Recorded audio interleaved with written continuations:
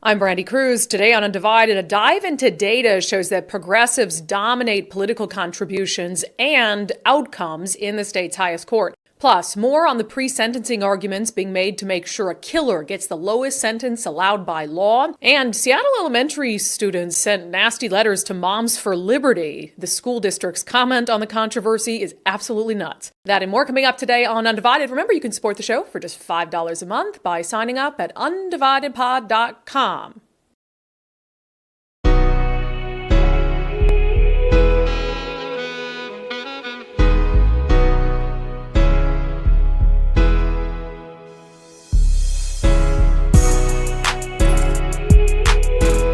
Welcome to Undivided. I'm Brandi Kruse. Thank you for being here. Thank you for your commitment to giving common sense a comeback. We're all business today. We had way too much fun on the show yesterday. What we're doing is serious, important work. No laughing, Nicole. Well, it's like no smiling. The first half typically goes a little more serious. Second half, we get a release. No, we can't do it. We got to take this seriously. So you just giggled. I already breaking my rules. No smiling, nothing. But we do have some important stories to get to today.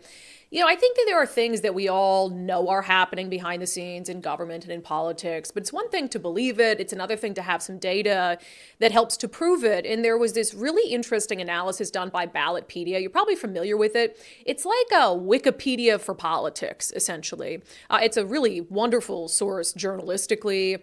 And I would say for you too, you can find all sorts of information about past initiatives, future initiatives, political races, elections, all that stuff. Anyway, so they were looking at, nonpartisan, and I kind of say that very loosely because we know a lot of things that are labeled nonpartisan really aren't nonpartisan. They were looking at nonpartisan entities and whether they could make sense of donations, political donations, and how that might influence those entities and the outcomes. And so they ended up looking at the Washington State Supreme Court because in Washington, you can appoint Supreme Court justices, but then they do have to run for re-election. So there is a lot of money that goes into those races. The Center Square, which is a wonderful publication in Washington State, relatively new. I highly recommend you adding that to your list of news sources daily, by the way. They did a great breakdown of this study by Ballotpedia. The headline, Washington Supreme Court analysis finds progressive domination of donations and decisions. And in it, they hear from both sides about what it means that the vast, vast majority of donations to state Supreme Court candidates are coming from progressives and that the vast, vast majority of positive outcomes in the Washington State Supreme Court favor progressives. And so I thought it was a really, really balanced article, and that's why I wanted you to go read that. But looking directly at the information from Ballotpedia, so I'll show you first just a graph that kind of helps you visualize it because, they make the progressive outcomes blue and the conservative outcomes red, and you kind of get a good idea of how off kilter it is. So of the percentage of parties with favorable decisions that have come before the Washington State Supreme Court, about 74% favored progressives. And then if you look on the flip side, parties with unfavorable decisions, it's about the same, but even higher for conservatives. And so you see kind of, and we're going to go into the highlights of the Ballotpedia report, but they're not drawing a conclusion. Ballotpedia isn't. They're an unbiased entity. They're not saying that just because there is this overwhelming number of donations come from progressives, that is the direct reason why there's overwhelming positive outcomes for progressive individuals who are involved in the cases. They're giving you the data to make that determination for yourself, which I think is fairly obvious. But let's dive into the highlights of the Ballotpedia study. So they said, among donors coded as either progressive or conservative, more than 99% of significant contributions toward the campaigns of winning state Supreme Court candidates were from progressive sources. More than 99% of significant contributions toward winning state Supreme Court candidates were from progressive sources. 97% of significant contributions to losing state Supreme Court candidates were from conservative sources. Over 43% of significant contributions came from sources in the legal field, including the subcategories of lawyer, criminal justice, criminal defense, personal injury, and trial bar. 74% of all court case parties and amici, so that's like a friend of the court, that were coded as progressive received decisions that were favorable 16% received unfavorable decisions. So the vast majority of parties to court cases, individuals who are providing information to the court, 74% of the time, the outcomes favor progressives. 14% of the time, the outcomes favor conservatives, so not very often. And I think that is, look, again, we go back to, we kind of knew that, right? And there are some things that are, I think, a little nefarious at play. And then there's some things that are just the reality of where our state is at. We live in a blue state. We've had the same governor for going on 12 years. Governors get to appoint Supreme Court justices when there's a vacancy. And typically, if you have a Supreme Court justice, in the same as in the U.S. Supreme Court, if you have a Supreme Court justice who's liberal or conservative and they're considering retiring, they're going to do it at the most advantageous time for their side of the political aisle. So you're going to do it at a time when you've got a governor in office who can appoint a replacement. And then we already know, because we talked about it on the show, it is much easier to win election to a judgeship when you're already in office. And that's kind of true across the board with political positions as well. It's much harder to beat an incumbent. So when you have a governor, same governor for 12 years, you've had Democratic governors for 40 years. So of course, you're going to have the Washington State Supreme Court be one of, if not the most progressive courts in the country. And then when you get into the discrepancy in political donations, again, the winning political donations are going to progressive judges because it's hard to beat an incumbent, and the incumbents are progressives. So of course, the vast majority of money that's going to winning candidates is coming from progressives. It's very, very rare, although there might be an opportunity coming up. We'll dive into that on a different show, that you'd have some sort of truly what do you call it? Not uncontested. What's the word I'm looking for? Vacant. Like there's actual vacancy where you're running or whatever. And so, there are some opportunities, but they're few and far between. And the real problem here is having governors of the same political party, increasingly progressive, appointing progressive judges. I mean, but you look at the outcomes and how significant the uber progressiveness of the state Supreme Court is. Look at what they did with capital gains. I mean, the capital gains tax that was passed in Olympia, which is, again, a tax on the sale of things like stocks and bonds, and they promised it would only impact the uber wealthy, but we already know that is turning out not to be true. Every other state and the IRS says that capital gains taxes are an income tax. In Washington state, an income tax that isn't just a flat rate is unconstitutional. So according to every other state and the IRS, that would have been an unconstitutional tax on capital gains. But the Washington State Supreme Court, which has become uber progressive, solid blue over years and years and years of Democratic control in the governor's office, they decided, oh no, we're going to be the only state in the union that says that this isn't an income tax at all. And so the implications of this are not only incredibly significant, it adds to the one-party rule aspect of what's happening in the state. Sometimes you'd think, well, at least I got the courts, right? If you don't have any balance anywhere else, at least you got the courts, where they'll definitely look at things based on the merits. And that's sometimes not the case, as we've seen with the capital gains tax. So not only do you have one-party control of the legislature, governor's office, attorney general's office, in fact, every statewide office here, but you also have really one party that is controlling, so to speak, the state's highest court. And the room for dissent in this state is getting more narrow by the day. You look at, that's why I talk so much about the initiative process and the referendum process, although still, if you've got, and we've seen it in the past, initiatives ruled, that they weren't written constitutionally, and they'll find legal maneuvers to be able to throw them out, like will of the people be damned. That's why when I talk about what I'm trying to get to, which is balance in the state of Washington, that's why it's so important to me. It's not good for citizens. It's not good for citizens to have one political ideology literally in control of everything, to the point that if the citizens want to fight back through initiative or through referendum, they have so much concentrated power and authority that they can find ways to even, tell the citizens no. And to say, hey, I know you did this initiative, you collected all these signatures, you got people to vote for it, whatever it is, but unconstitutional. And that's not the kind of government that we're supposed to have in the United States of America. And that's why I'm pushing so hard to have balance, be it in the governor's office or the attorney general's office or the House or the Senate. Something has to give. As far as the Washington State Supreme Court having some drastic change, that's not going to happen. Maybe ever, but for years and years and years. I mean, it took 40 years to get to this point. So that's not easy to undo.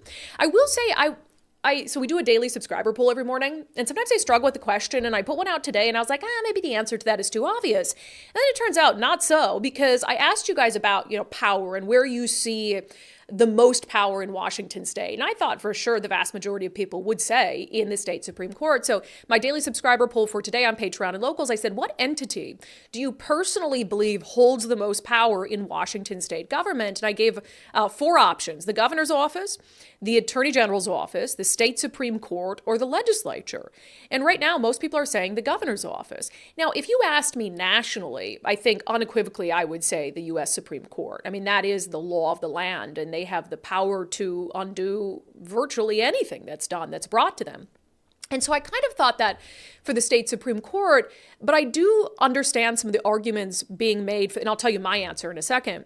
But I do understand some of the arguments that you're making for the governor's office. E says all you have to do is remember 975 days. The answer is the governor, referring to the fact that you have one man who is able to put us in, take control of state government, essentially, and all the decisions around the pandemic in a state of emergency for 975 days, and no one could or would do anything about it. I should note that Democrats in Olympia could have done something about it. But again, it goes back to one-party rule. They wouldn't because of political ideology. They wouldn't because that was their team. So if there was a check on the governor's emergency power, they just didn't want to institute it. They wanted, we pushed for a long time for them to push through emergency power reform, and they simply would not do it, despite the fact it was obvious they needed to. Let me see. Kruse Horblet says, it was a toss-up between the Supreme Court and the AG. Sideshow Bob has an inordinate amount of power to go after individuals with petty personal vendettas. See Eyman and Bob Martin. But the corrupt Supreme Court has the power through its contemptible rulings to affect everyone in the whole state. Let me see here. Travis says, it's a snake eating itself. The legislature passes laws, the court upholds them. Sideshow Bob, does everybody call him Sideshow Bob Ferguson? Refuses to pursue cases he doesn't like, and the governor sits at the top flying around the world for climate change. My answer is the Attorney General's office, at least with its current occupant, only because, and I thought about this a lot this morning when it comes to who do I really think and what entity do I believe that has the most power, and it's kind of what Chris said. I think that you can weaponize the Attorney General's office to go after private citizens who disagree with you politically. And I think that we have seen him do that. And so that, to me, is like the most direct power you can exert over someone, weaponizing the legal process, weaponizing your political position to go after someone in a way that can truly ruin their life. And I think that that is a lot of power when in the hands of the wrong person, which it is right now, can be a very, very dangerous thing. So anyway, I thought that was interesting information and data from Ballotpedia. Again, go read that Center Square article. WA Supreme Court analysis finds progressive domination of donations and decisions. They're not making the connection for you, but I think when you read through the entire article and the information, you'll come to the conclusion that, it really is this cyclical thing where you've got all this progressive money coming in, you've got progressives who are winning these seats, you've got Democratic governors galore, and so that's the court that you end up with. All right. I told you that today we would have another update for you on the pending sentencing for Joshua Ellis, who, of course, is going to be in a court of law in Pierce County on Friday. At least that's the anticipation. And he's going to be sentenced for the 2017 domestic violence murder of his ex-girlfriend, Wendy Traynor. Wendy was just 25 years old when he came in from Kentucky. They had moved there together. She moved back. The relationship was toxic. He came across the country into our state with our citizen, shot her in the head, left her for dead in her apartment in Milton. So it's just a horrifying case. We talked a lot about it yesterday, and the angle that we took on this yesterday is that you have Joshua Ellis's public defender, who is racist. She is racist against white people. I mean, no question in my mind. She has filed these pre-sentencing memorandums that focus on Joshua Ellis should get the lowest sentence allowed by law because he's black. That's not hyperbole. That is what she is arguing. She makes all these arguments about how the criminal justice system, I mean, she goes back to the Reagan years. She goes back to the Nixon years to look at the outcomes in our criminal justice system and basically says that in order to make it right, you've got to have lower sentences for black offenders, regardless of the heinous nature of the crime they committed. And so yesterday we really focused on the ridiculousness of the race argument. I'll say one thing that came up. I think it was from a commenter. I can't remember who said it, but I was like, you're totally right. On the race argument, before we get on to the argument that we're going to highlight today, somebody said that this should make her unfit to be a public defender because imagine if you were a white defendant and this is the public defender who's been assigned to you by the government to represent you, which is your right.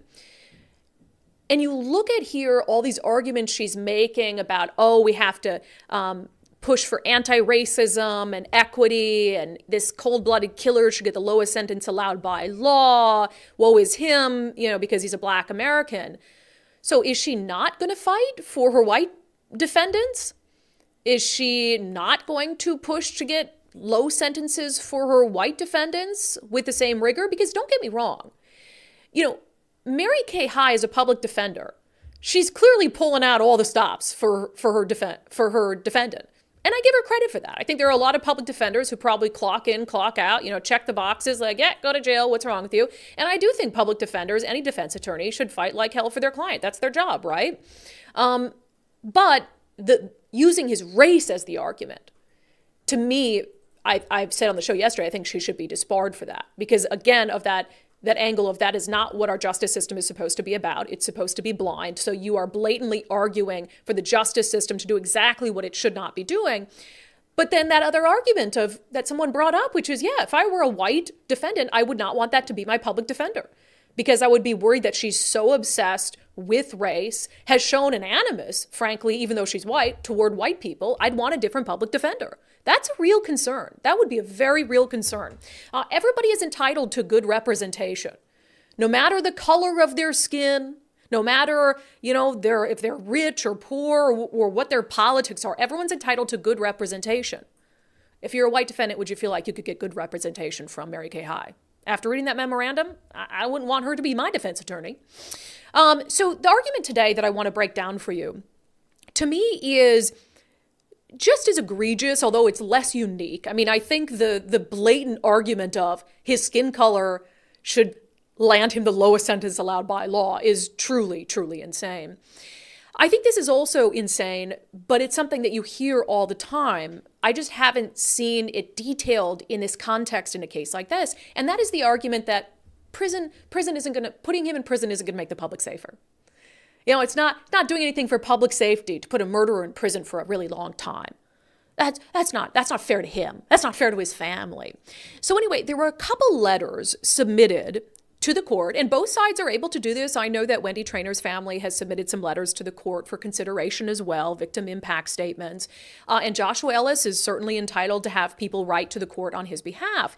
The interesting thing is some of the people who've written to the court on his behalf are individuals involved in some way in the legal community who've never met him, who don't know him. Maybe have had a phone call with him as part of gearing up to write a letter on his behalf, but don't know him. So one of the letters came from a woman named Virginia Parham. And she writes to Judge Andre Penalver, and she introduces herself, and she says that she's supporting a reduced sentence for Joshua Ellis. She says she's the founder of Family Shoulder to Shoulder, which is a court advocacy group.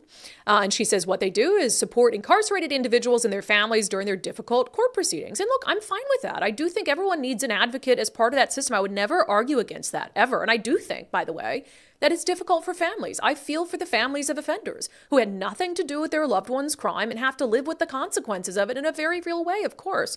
So anyway, she goes on to say, I'd like to share with Your Honor 2 reasons why I'm supporting Joshua Ellis. First, I do not believe that a long sentence will benefit our communities or keep them safer at all. In fact, a long sentence will just further add to Washington State's already huge incarceration rate. My second reason is more personal. I have gotten a good idea of who Joshua is through many, many phone conversations with him. To describe him is to describe a brilliant, gentle young man. A man that could do better out here in our communities as an advocate against violence, rather than just another man with a DOC incarceration number. Can you imagine reading that as Wendy Trainor's family? I'll get to this next part of this in a second, but just to reflect on that. You've talked to this guy a couple times on the phone and you're saying he's a brilliant, gentle man. Tell Wendy Trainor he's gentle. Was the bullet he put in her brain put there gently? I mean, for the love. And for her to say, again, after just speaking to him on the phone, she doesn't know this guy. He could do better out here in our communities as an advocate against violence. I'll tell you what, a cold-blooded killer is the last person I want advocating against violence. That's absurd. She goes on to say, I would ask Your Honor to take a more restorative approach when sentencing Joshua. And I would ask that Your Honor proceed with a joint recommendation, a reasonable plea bargain in which Joshua could further transform and heal himself and not be locked away for a long time. Joshua is a calm and brilliant young man that I would absolutely, without hesitation, have as my neighbor. This stuff is unhinged. You believe that? Does anyone believe? Would anyone welcomely say, yeah, oh, this guy? Oh, yeah, he just got out of prison. He did 9 years. He shot his ex-girlfriend in the back of the head after he followed her across the entire country. Left her there for dead to rot for 7 days. And then there's a witness who says that they think that he actually went back to the apartment in those 7 days while her body was decomposing and stepped over it to feed his dog. Oh, yeah, I would absolutely, without hesitation, have as my neighbor. Well, how convenient for you to say. How convenient for you to say that you would have him as your neighbor. Well, guess what? There's a lot of Washingtonians who wouldn't want to have him as their neighbor, and rightfully so. And you're totally entitled to your opinion, but I think what's, again, astounding here is that this is someone who's got a foot in the criminal justice system, who's never met him, who's talked to him on the phone a couple times, and she's describing him as calm and brilliant and gentle. He murdered someone in the worst possible way. I always think that crimes, I mean, crimes against strangers are horrific as well. If somebody just has a propensity for violence and they'll kill someone. But to kill someone who you said you loved, that's a whole nother level of dangerous. So anyway, there's another letter. It's from, I'm going to butcher his last name, David Triweller. We'll go with that, Triweller. He says that he has practiced criminal defense in Washington Superior Court for over 30 years, began his career as a Pierce County prosecutor before turning to private practice. So he's a private attorney based in Seattle. So I'm going to read just a couple passages from the letter he wrote. Again, he does not know Joshua Ellis. So I don't know if this was some favor to the public defender or who he knows or something like that. But he says, since retiring from active trial practice in 2019, I've devoted time to studying Washington's sentencing system, how it came to its present form, and what can be done to remedy its flaws. Recently, I was appointed to serve on a sentencing guidelines committee whose purpose was to re-examine many of our criminal sentencing laws. And I'd also note, by the way, I think the last woman I wrote that letter from said she was on the Washington Criminal Sentencing Task Force. Shocking. And those are Inslee appointees, right? So you've got people who are clearly sympathetic to criminals sitting on those sentencing task forces. But anyway, he says, several of the surviving family members of Wendy Trainor indicate in letters to the court that they desire the longest possible prison term to protect the public. However, as the defendant's sentencing memorandum accurately points out, long prison sentences do not make the public safer. That is because they do not deter crime, either individually or generally. We know that long sentences do not make the public safer through either deterrence or incapacitation. They do not help victims recover from their trauma. They are devastating to the incarcerated person, his family, and his community. First of all, before I go on, they don't help victims recover from their trauma. Wendy's dead. There is no recovering from that trauma. She's dead. And frankly, there is no recovering for her family and her dad and her uncle who had to find her decomposing body. So you might be right that, yeah, Joshua Ellis going to prison is never going to help Wendy recover from her trauma because she's dead. And it's never going to help her family recover from that trauma because they'll never have her again. But you act as if that means that he shouldn't serve a long sentence because they can't get over the trauma of being dead or being permanently mentally scarred by the experience. And when he says there's long prison sentences are devastating to the incarcerated person, he should have thought about that before he took a gun to her head. What is wrong with you? And this is someone who used to be a prosecutor in Pierce County. Can you imagine?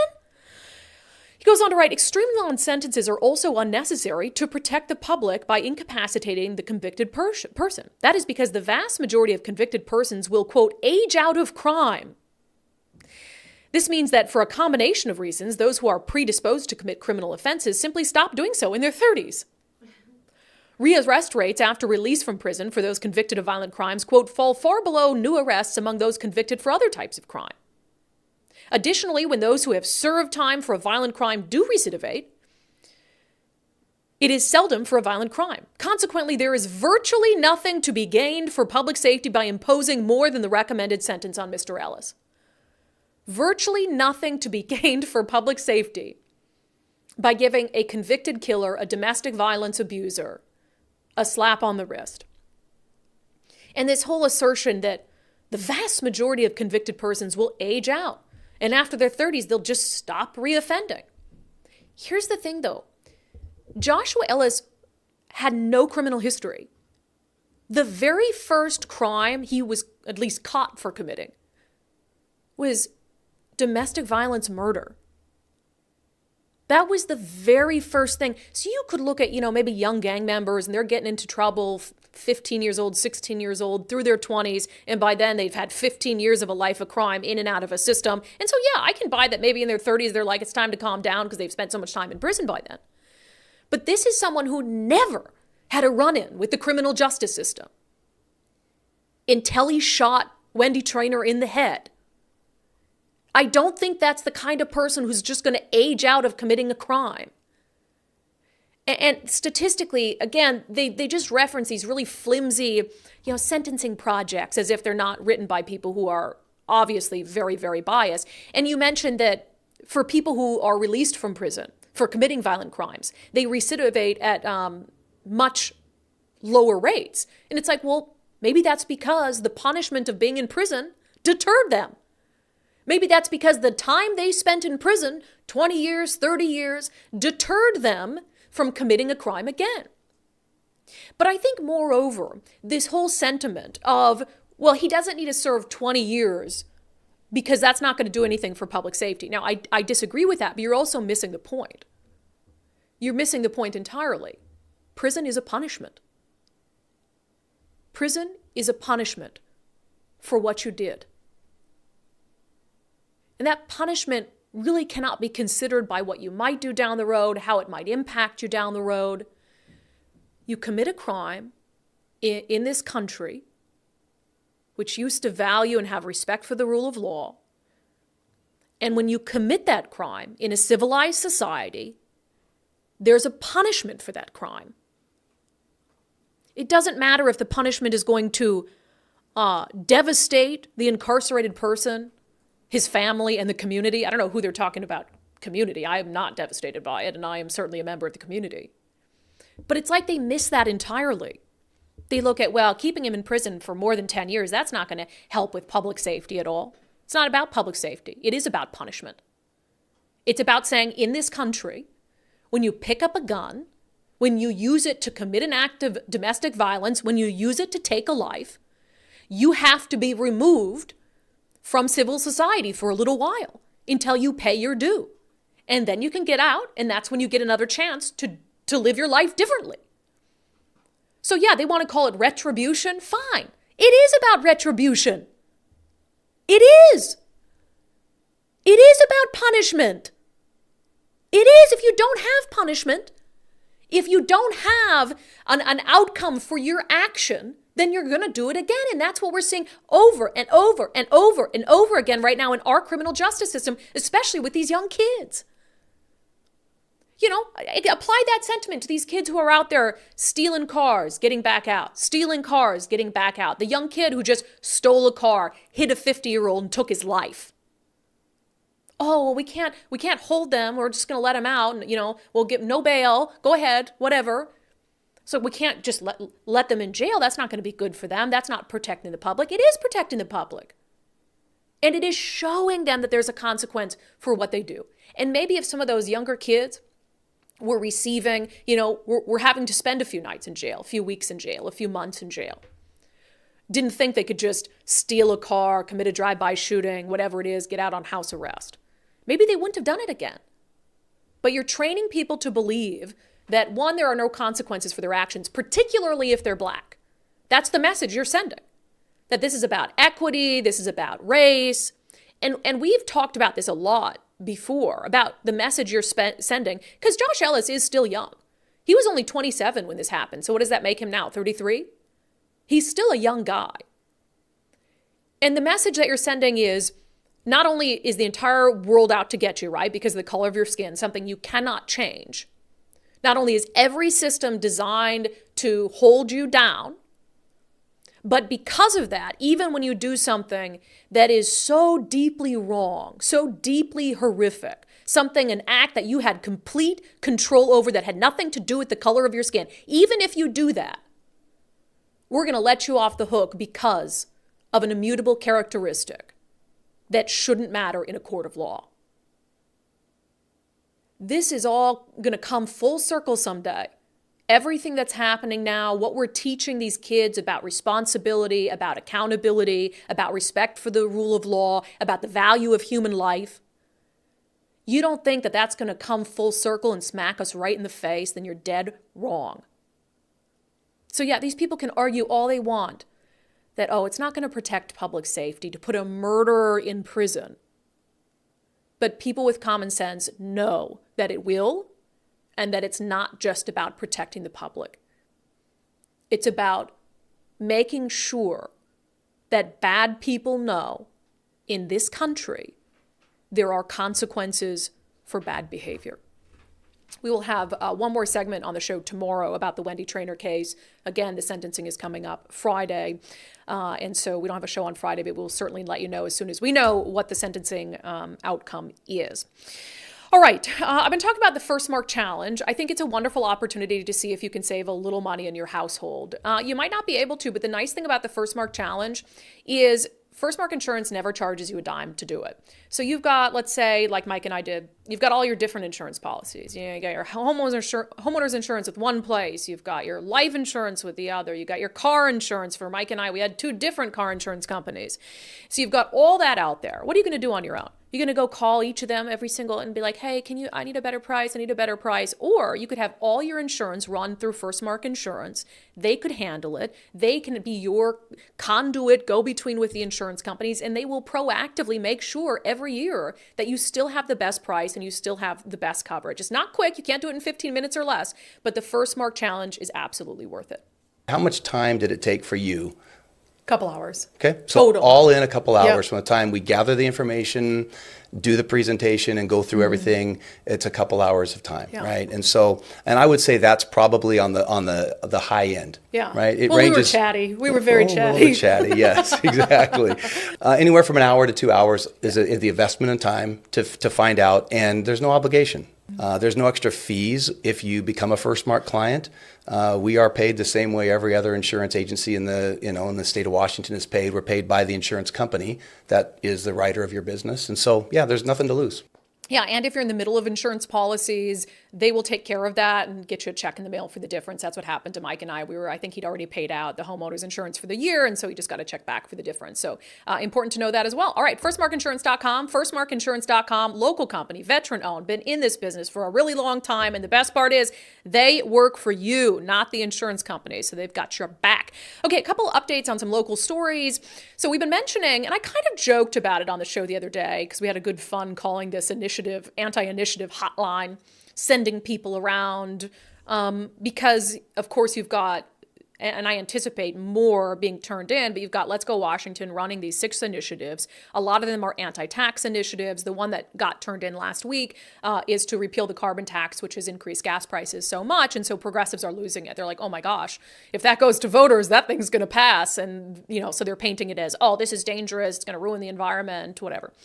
So they are launching this full-fledged effort to go out there and try to interrupt this continued signature gathering process, to fearmonger the public about what these initiatives do, to lie to the public about what these initiatives do. So anyway, I laughed about it on the show earlier this week. We had a great deal of fun with it, but it's getting pretty serious.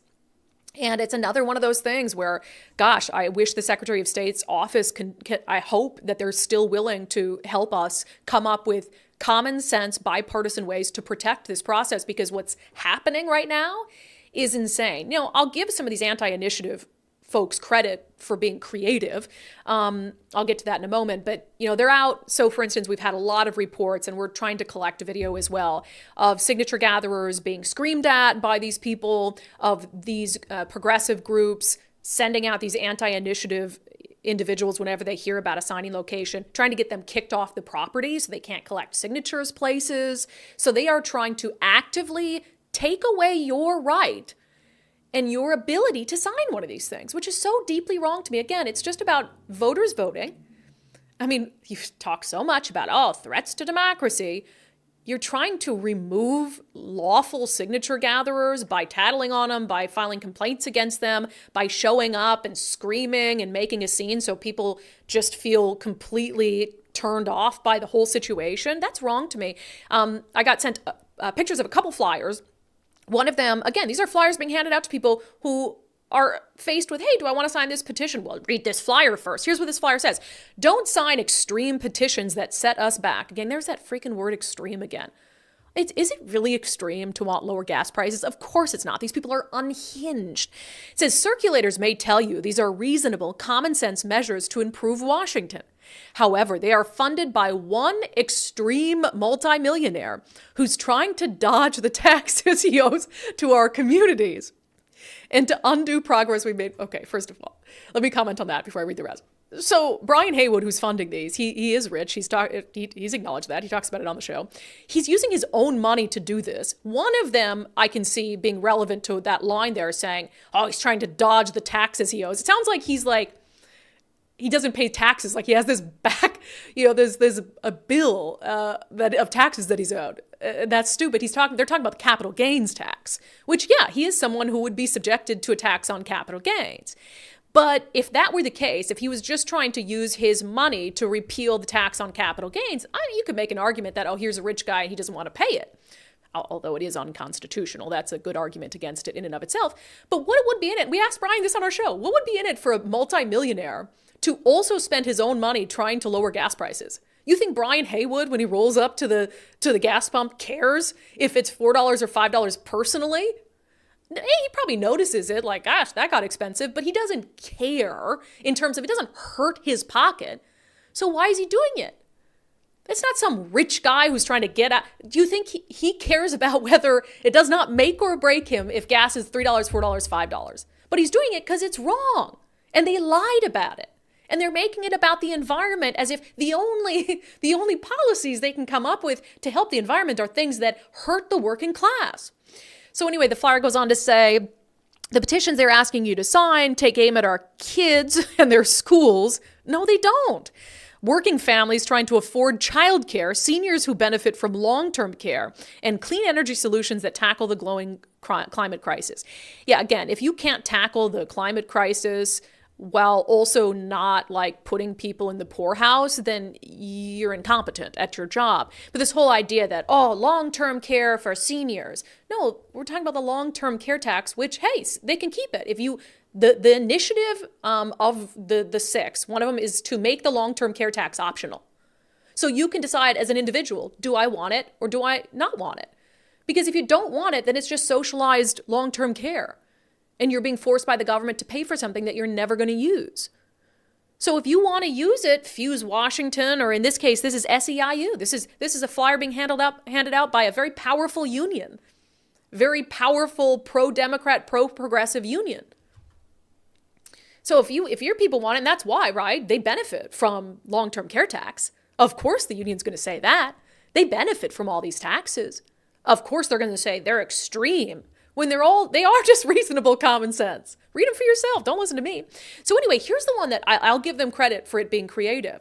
I'm still looking into, I've been told who's handing these out, but I haven't been able to verify it. And so I want to be able to actually verify it before I tell you, but there's some background there. But anyway, one of the other things happening to these signature gatherers, they're being offered jobs. This progressive entity is offering them jobs because there are paid signature gatherers. There are a lot of people you'll see out there collecting signatures for, because they believe in it. We did that just for as volunteers. But to run an initiative gathering process this big, you do have to have paid signature gatherers. Both sides use it. Brian Haywood is using them here. So what these progressive groups are doing is they're handing them a flyer suggesting that they've got a job for them where they can make a bunch of money so they don't have to do this. Isn't that crazy? So they're saying a 4-week licensing program. Do 15 submitted applications per week. We'll pay you a flat $1,200. It says that you can make a $2,000 bonus if you get licensed and appointed within the first 30 days. I'm trying to look into what the job is specifically that they're offering them. But isn't that, it says anything below, So that's creative. I will give them that. It's like they're saying, hey, you're doing this because you're getting paid. We'll pay you more to do something else. But it just shows the lengths that they're willing to go to, like coughing up more cash for these signature gatherings, as if it's like, now you're almost in this headhunting situation, right? It's like, oh, pay, collect signatures and we'll give you this much. Oh, don't collect signatures and we'll give you this much. Come on. The initiative and referendum process has gotten out of control. I don't see why we can't live in a space where if citizens want to sign something, they feel empowered to sign it, to learn about it, to read it, and to make a decision if they want to participate in that part of our democratic process. And then if it goes to voters, you get a vote. Yeah, I know that that's a little Pollyannish, and I'm not saying that there can't be some messaging, because I wouldn't put it past some initiatives, in the past to lie about what the initiative is about. But these are very simple. It's like, hey, do you want the carbon tax to go away? Yes or no? That's. Do you want lower gas prices? Yes or no?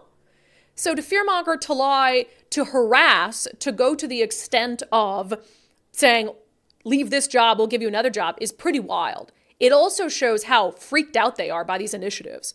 The other 5, if they've got enough, imagine if all 6 of them get enough signatures by the end of the year, and the legislature has given all 6 of these really huge initiatives to make a decision on. By the way, if you're out, if you see any of this activity, any of these flyers, any of the harassment, please get a video. I'm trying to document it to show the changes that need and the protections that need to be put in place for initiative gatherers. So please do it. And by the way, I will, on the record right now, where's my Constitution?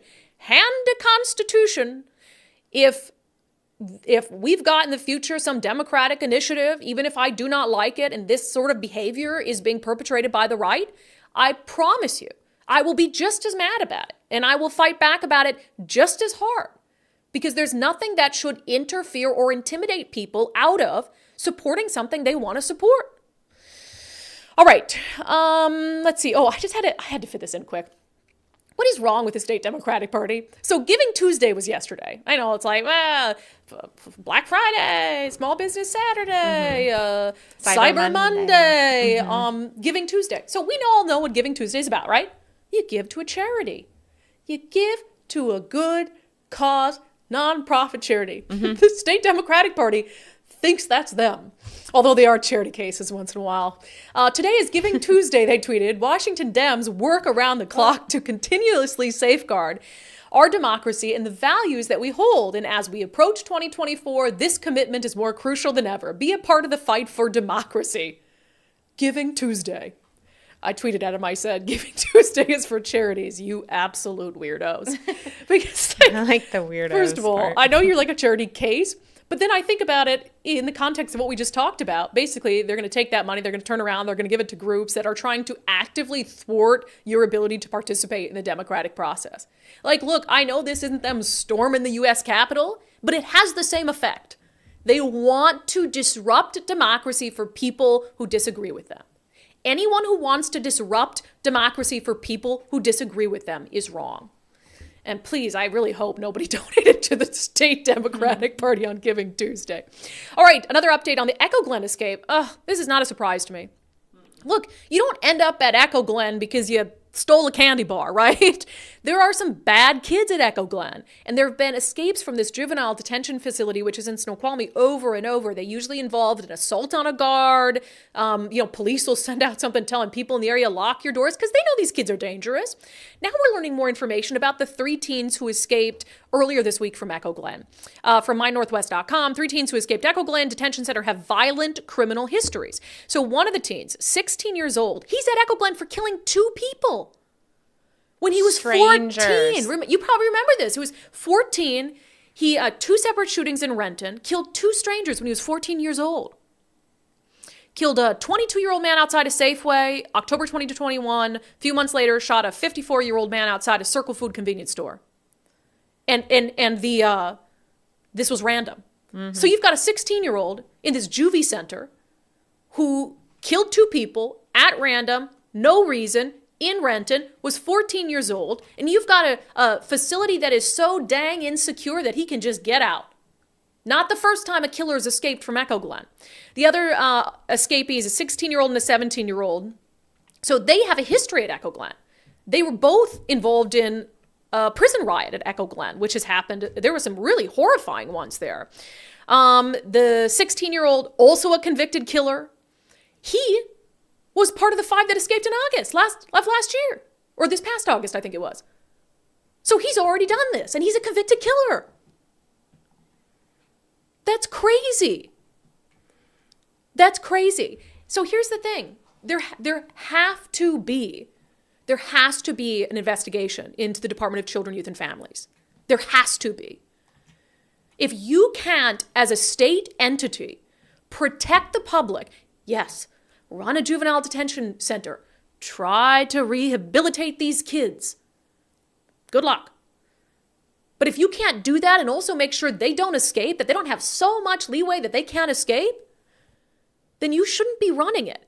And we go down to Green Hill in Chehalis, where they got a drug trafficking operation in there. And the police try to break it up, and they had to get a search warrant. And the governor's office basically says, we got this handled. I mean, that's what he said. They wanted the attorney general to investigate. The attorney general who wants to be the next governor. They're all like, nah, all is good. All is not good. The Department of Children, Youth, and Families, heads need to roll. There needs to be an investigation. I would pray to God that it could be bipartisan. There's no reason it shouldn't be.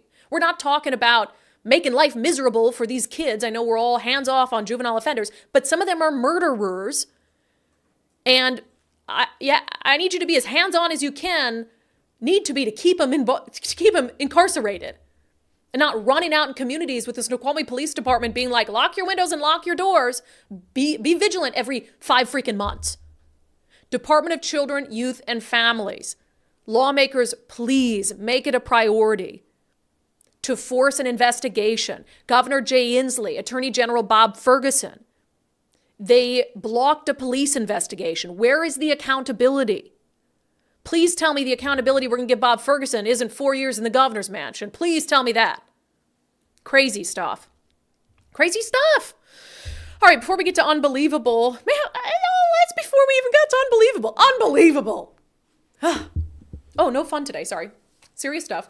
EastsideWeightLossClinic.com. EastsideWeightLossClinic.com. I actually got a text from somebody today saying, hey, we're 7 days in. Sorry, I haven't responded to you yet. I won't use your name on the air. It's because I was busy. I saw your text that they are 7 days in, already seeing the results. And I think that's the nice thing about the Eastside Weight Loss Clinic program. It's not easy. It is not magic. Like, you're going to have to eat better. You're going to have to follow their plan. But if you do, I lost almost 30 pounds in 2 months on the program. Started in November 1st of last year. By the end of the year, I was down almost 30 pounds, lost 37 pounds total. And again, you got to stick to it. Like, if you're not good at following a program, you probably won't be good at the Eastside Weight Loss Clinic plan, but they give you all the tools you need to succeed. And you start to see the weight come off so quickly that was really the motivator for me, where other diets had failed, where I felt like, I'm not getting any progress. So EastsideWeightLossClinic.com, EastsideWeightLossClinic.com. Start by just scheduling a free 15-minute consultation with our friend, Dr. Ryan Coogan. He can answer any questions that you've got about the program and whether it's right for you before you commit, because not every weight loss program is going to be right for every person. So make sure that this one's right for you before you dive in. All right. Do we have 2 unbelievables today? We probably just have one. Just one. Oh yeah. Are we kicking one of them? Okay. Yeah, we'll kick the second one. Why we keep going late? I'm just having too much fun. I know. I've got stuff to do after the show today. Anyway, some Seattle elementary school students sent nasty little love letter. I'm calling nasty love letters because they look good, but the content's not good. To Moms for Liberty. This went viral. Seattle Public Schools is now responding, and their response is frankly unfreaking believable.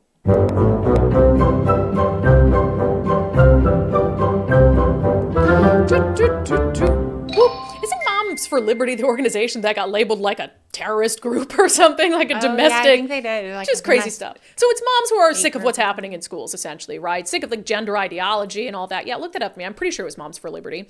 So anyway, they get called right wing and all this stuff. And I don't know everything Moms for Liberty has ever said or done. I generally speaking know what they stand for. But I for sure know that elementary school students at the behest of their teacher should not be spending time in school writing nasty grams to Moms for Liberty. But that is exactly what happened at a Seattle school. So Moms for Liberty sent out a tweet of the package and the contents of the package that they got from this Seattle school. It says, Seattle Public Schools, they said in a tweet, Moms for Liberty, Seattle Public Schools are spending class time indoctrinating and weaponizing your children. The building of the Red Guard in America. So some of and again, it looks like, little drawings that you might hang on your fridge, except I don't think Moms for Liberty is going to hang these on your fridge. It says, LGBTQ rights are human rights. Okay, that's not so bad. That one's fine, right? This one has a broken heart. My heart when people are homophobic. This one says, Dear Moms for Liberty, stop bullying and excluding LGBTQ youth and families. This one's the real whopper. Gay is slay. Stop being a rat. You guys, this is literally insane. So I gotta look quick. I think it was middle school, not elementary school. Let me just double check. Hold on, sorry.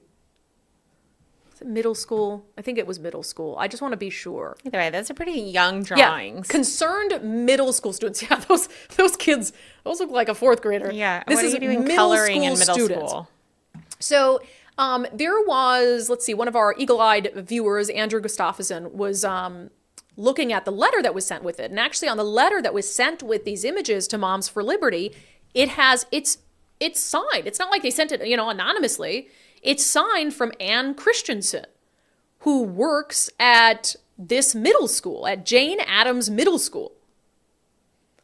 And so Andrew Gustafsson on Twitter put out the letter, put out a picture of Ann Christensen, who teaches social studies.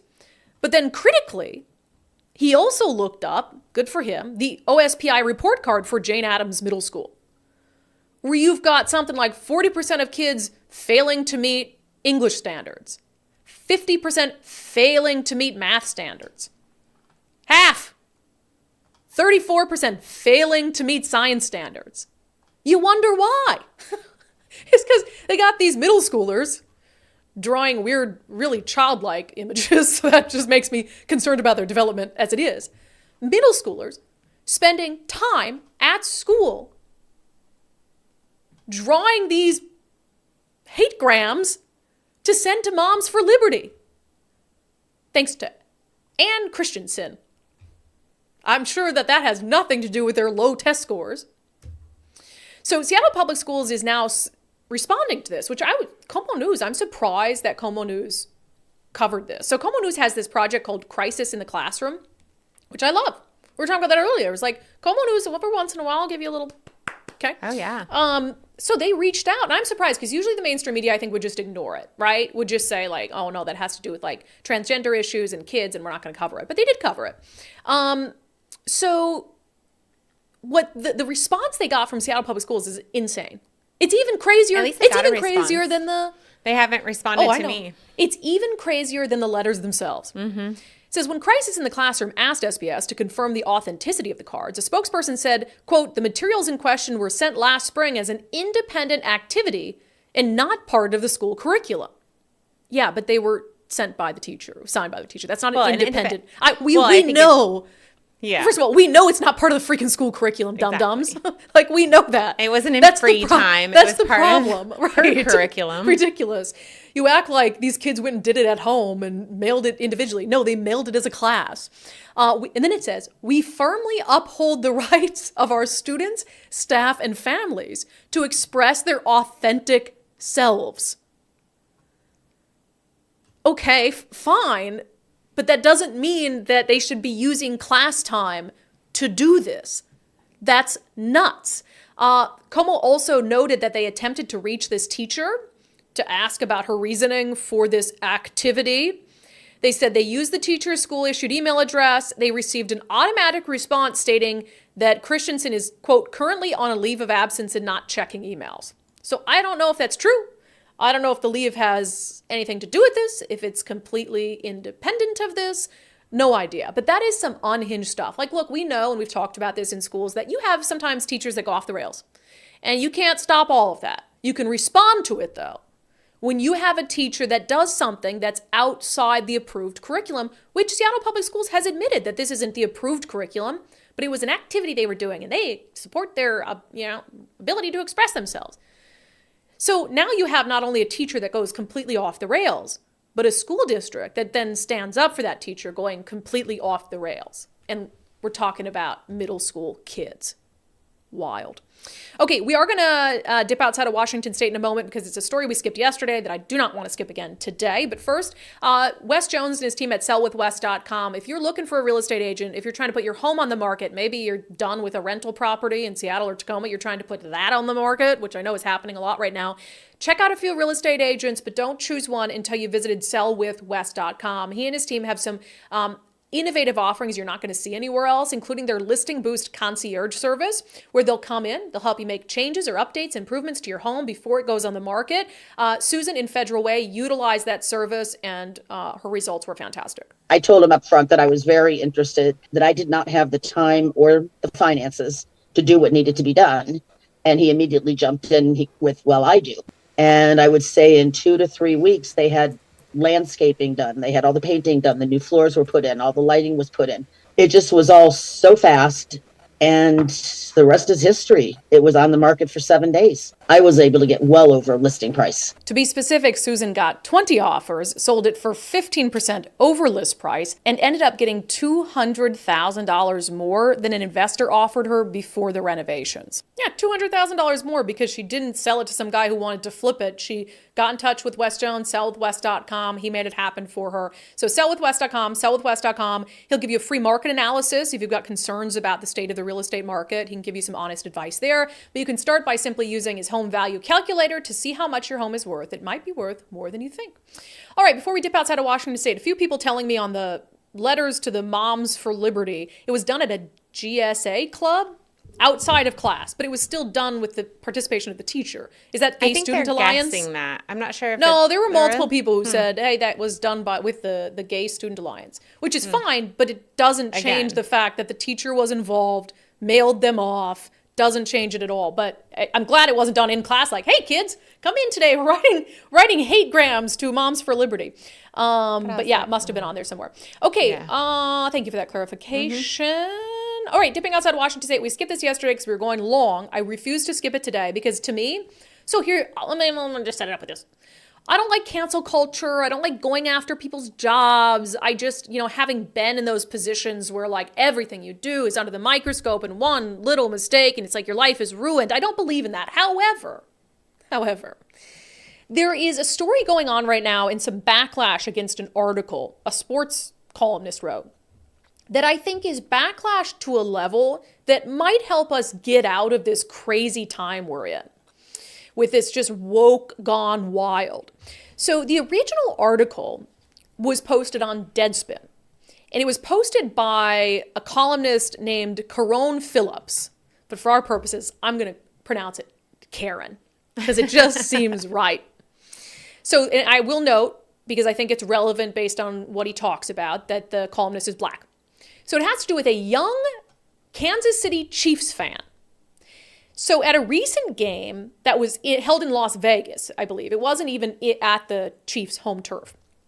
a young fan was seen wearing a Indian headdress and then blackface, according to this author. The headline, "The NFL needs to speak out against the Kansas City Chiefs fan in blackface and a native headdress." It says, "Are you going to say anything, Roger Goodell?"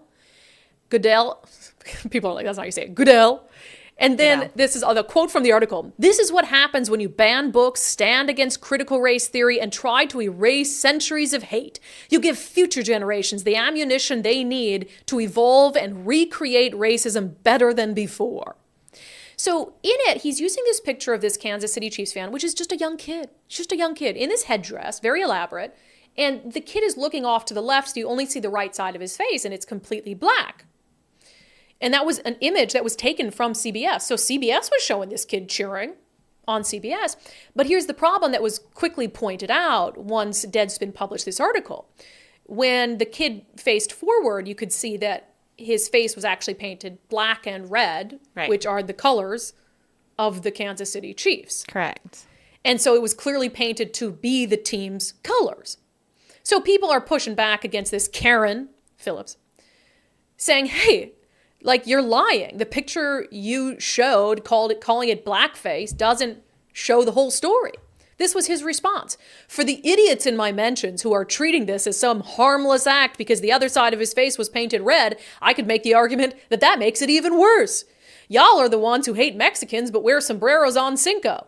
Okay, whatever that means. But again, this is classic, by the way. You see this a lot in the Seattle blogosphere. You call them out on something that's inaccurate and they double down. They're like, actually, that just proves my point, which is when you know someone's just absolutely full of it.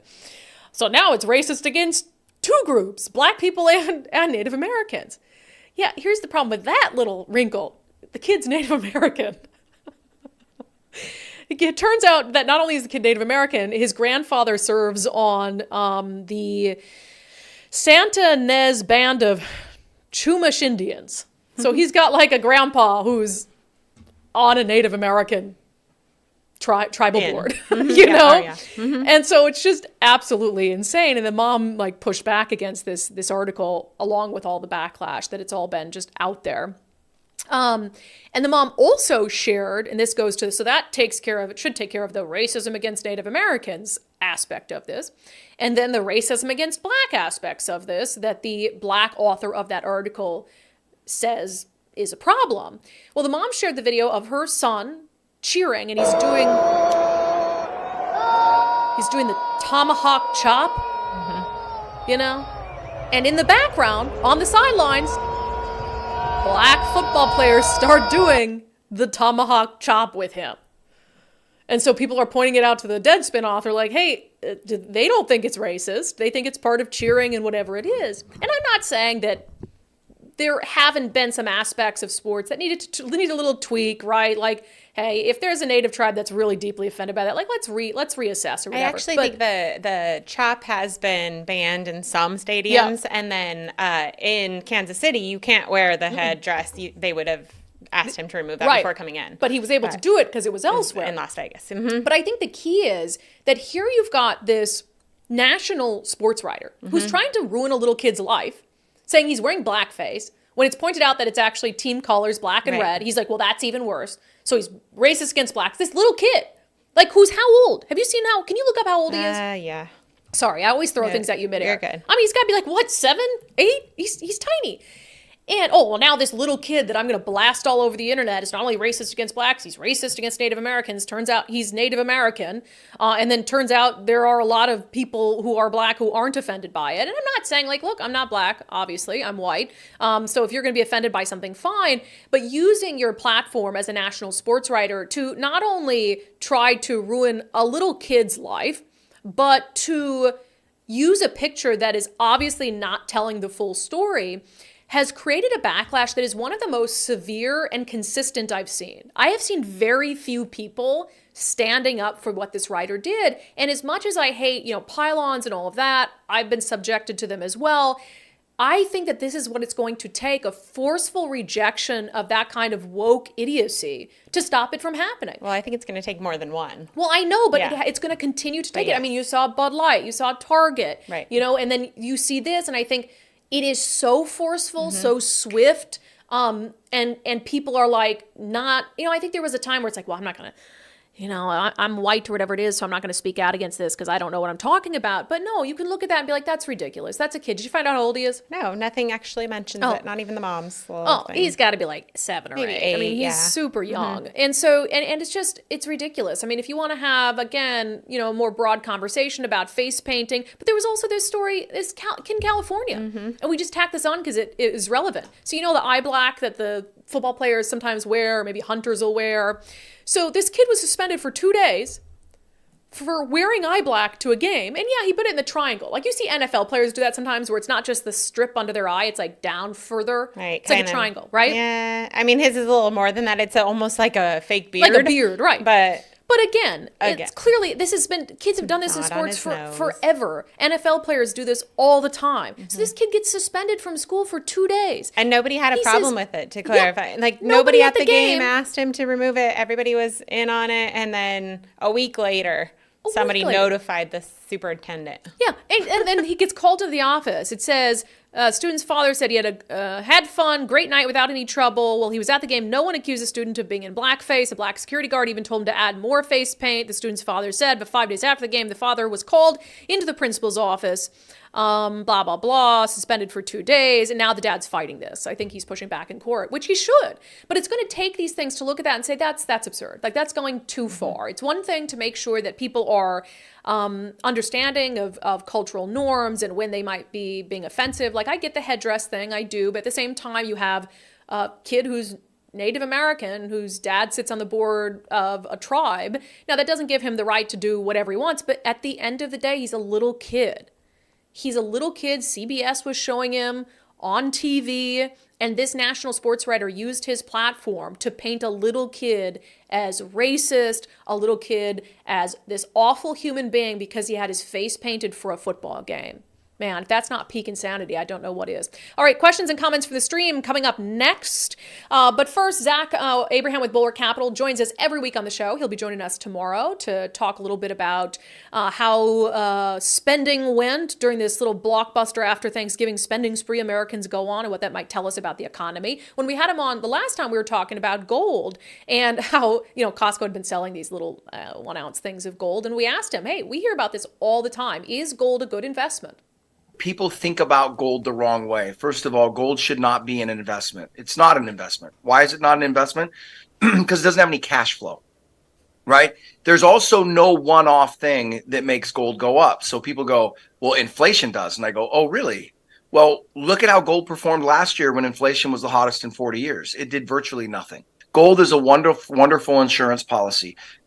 Take it from a guy that has been around the industry, that has made a lot of money investing in gold mining.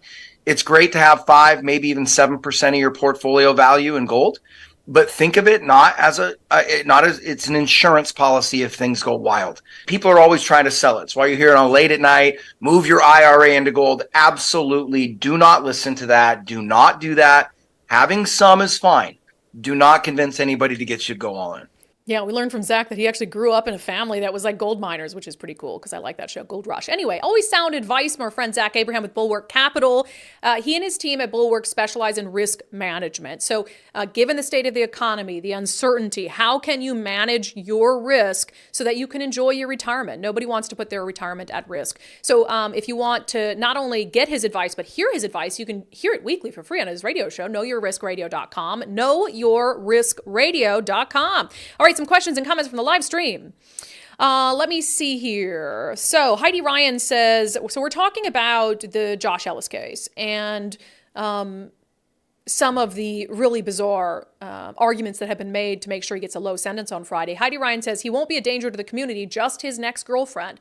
And honestly, that's a real thing. His first real serious relationship, when it went south in his 20s, he killed her. How many of us had heartbreak in our 20s? Where we were like, yeah, I cried it out. I didn't travel 3,000 miles and shoot someone in the head.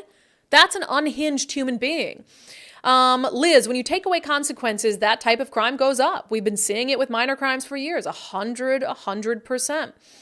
Austin Coleman, how long is the minimum sentence? 123 months. So when he was first sentenced in 2019, because he got overturned on appeal, he got 280 months in prison, which is about 24 years. Not only did he get the sentence for murder in the second degree, high end of the range, but they also added on a mandatory 5-year enhancement for using a firearm. So I think that's 280 months. My gosh. So hold on, 280 divided by 12. Yeah, 23.3 years. And so what they're proposing now is half of the standard range. So from 220 to 123 months. So he could be out by late 2025, early 2026. You're talking about 8.5 years for murdering someone in cold blood with a gun. Wild stuff. Yeah, Glenn points out Wendy's sentence can't be reduced. Exactly. Okay. Two Ladies Midwest Adventures. Brandi, I really miss your book review and commentary. I wish we could slip this in once a week if possible. Any thoughts on this? You have read some of the most amazing books. I used to do a book review. I think I only did that for like a month or two at the very beginning of unDivided. You have time to read? I do have time to read. Well, that's good. You just got to make time, Nicole. Well, I do. I just make it in the car and have it on Audible. Yeah. Yeah. And it's just celebrity. There's a lot of things I'd like to add to the show. And again, we're coming up toward the end of the year, and we did it last year as well. We're sort of soliciting some things you guys would like to see. And actually this Thursday, we're having our November live subscriber Q&A. Where you can join me virtually and we just do a little Q&A and chat. But that might be a good time to bring some of your suggestions and we can talk about some of those things. Next year is going to be a huge year. And we think it's going to be a big year for the podcast as well because it's our first big election year doing unDivided. And that's like our bread and butter, right? So if there are aspects that you want us to consider doing or tweaking, I mean, we work for you, so we'd really like to hear that. So I think Thursday might be a good time to bring that up. We'll fit in Leland's super chat before we move on. Leland, because we got Jonathan Cho coming in. We're taping an interview with Jonathan Cho for our show tomorrow on a really interesting topic that he's been working on. So hold on, Jonathan. We'll be right there. Leland Taylor says on this kid being vilified in the national media, if we don't mock the absurd, we are choosing to live life absurdly. Cancel the Karen. Caron. Isn't it perfect that his name sounds like Karen? My friend Karen really hates that. Oh, I'm sure she does. Okay, let's get to, oh gosh, it's a good one. Our closing sanity check. People unhinged about Melania Trump. So there was a memorial for former First Lady Carter who passed away. And we hadn't talked about that on the show, but, she'd been getting up and there in the years. And so I don't think it was a particular surprise. But anyway, so there were a lot of heads of state there, important people. Melania Trump was there. And the Newsweek, Melania Trump's outfit at Rosalind Carter Memorial Service turns heads. Okay, all right, what'd she wear? It's so plain. It's so just a little jacket. She wore this like tweed, yes, blackish gray jacket that's belted, very elegant as she usually is. Something she I never got wear. credit. I love it. Yes. And there was this a lot of tweets about it, but one person said she might as well have "I really don't care, do you" on the back of that coat. Disrespect.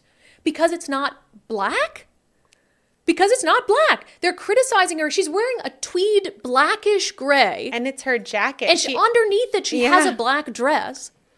But they're pointing out this picture. There's a picture of everybody at the service, and she is in gray. Everybody else looks black, like they're in black. But there is like a man in a white shirt behind, a few rows behind her, and a lady in a green jacket off to the right. So I think it's insane. Obnoxious it to is say unhinged. that's like a rule. It's not a rule, and it's not offensive. And you have to search all the things happening in politics that the mainstream media should be using its time and energy to actually push back on. And they decided to use the power of the Fourth Estate to go after Melania Trump for wearing a tweed grayish black coat at a memorial service. That's insane. That's some really unhinged stuff. And, I think Melania Trump, when you look at, when Carter passed away, there were all these, I don't remember what channel I was watching. It might have been like TLC or History Channel. I think it was History Channel. And then they had like a little in memoriam, thing pop up with her face that was really nice. But I was thinking to myself immediately, do you think they'd ever do that for Melania Trump? Right. Absolutely not. Absolutely not. It is really, really, because, the first ladies used to be kind of off limits, where it's like they do their thing and you're not, mean to them. But then they just gush over the Democratic first ladies. Just, fawn over with the fashion. The fashion of Jill Biden. I'm like, the fashion of Jill Biden? It's fine. But Melania Trump was beautiful and fashionable. And because of who her husband is, she just got crapped on, and she continues to. And it's so weird and unhinged. And I don't know how people get through their day, because your life must be miserable if you care about stuff like this. All right, that has been our sanity check for today. And that has been today's episode of Undivided. Thank you for being here. Thank you for I'm Brandi Kruse. Today on Undivided, a dive into data shows that progressives dominate. A comeback. What's going on, Nicole? There it is. Oh, great. Fired. Right?